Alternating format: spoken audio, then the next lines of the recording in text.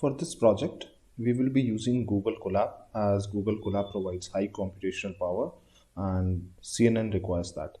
So as we know that in this project, we will be working on Intel images, that is images of buildings, forests, streets, etc. And we will build a convolutional neural network and train it on these images. It is a multi-class classification problem and we will use Keras for this. So let's get started. So first I'll show you how you can mount your Google Drive on your Google Colab. So you can use the dataset directly from your drive. And for this, you first need to upload the data on your Google Drive. We'll run this command, which is from google.colab. We will import drive and we'll drive.mount. Let's run this. So this will prompt you to give an authorization code to this. And to generate this authorization code, you need to go to this URL. You can click on this, select your Google account, and you can allow this. After you allow this, this is the code. You need to copy this code, paste this code here, and run it.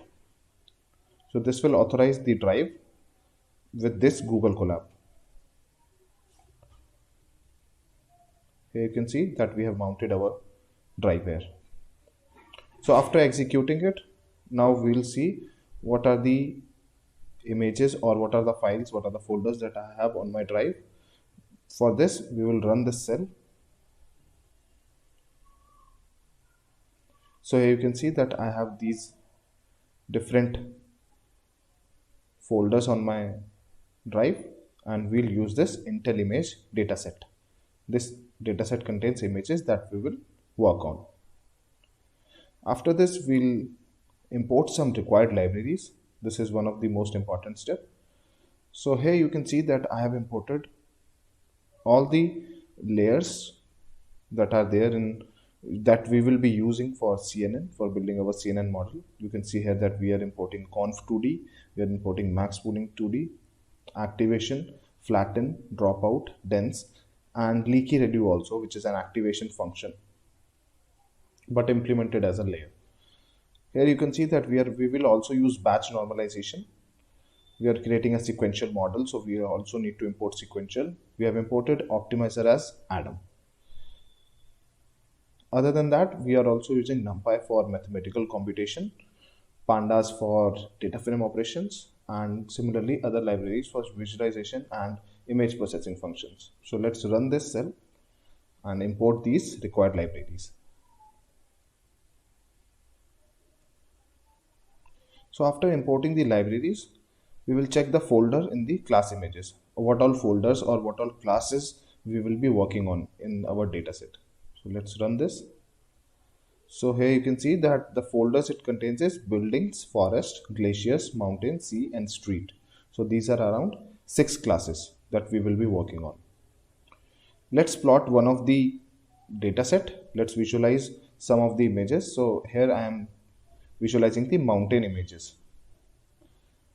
So you can see that we will plot this 25 images in a 5x5 subplots. We are using the plt.subplot, that is a function of matplotlib.pyplot.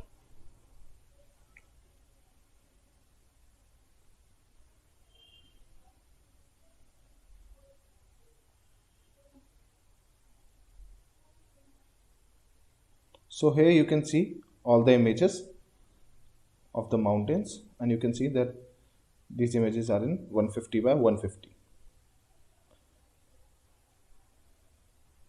Now let's move forward. Now we will set the root directory for our dataset and we will store all the folders name of the dataset. We are also creating 2 empty lists for images and label. Let's run this cell. So this will create 2 empty lists. Now what we'll do, we'll read all the images and convert them into a NumPy array. And also we are resizing the images. If there are some images that don't have the similar dimension to 150 by 150, then we will convert all those images into 150 by 150. Let's run this cell. It will take some time because it depends on the type of images you are using or the number of images you are using. It will take some time because it has to convert each and every image one by one into a NumPy array. Also, here you can see that in the end we are also appending the image list with the image. It will take around 5 to 10 minutes.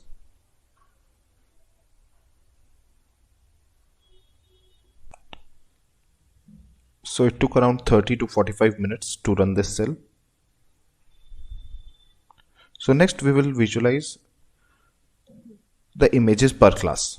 So for that, and we will store that into label underscore counts variable. So here you can see that we have 553 in glacier, 525 in mountain, and so on. Next, we will store the number of the classes which will be used further in the model architecture. So here you can see that we are working with 6 classes. So here we are checking the shape of the input layer.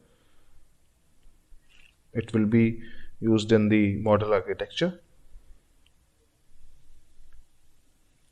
So we have 3000 images which are of the shape of 150 by 150 by 3. 3 is the channel, which is RGB here, as it is a colored image.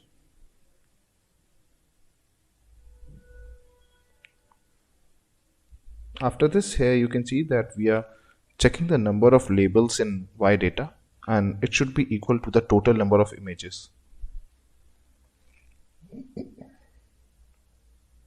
Here you can see that it is 3000, exactly same with the total number of images. Now we will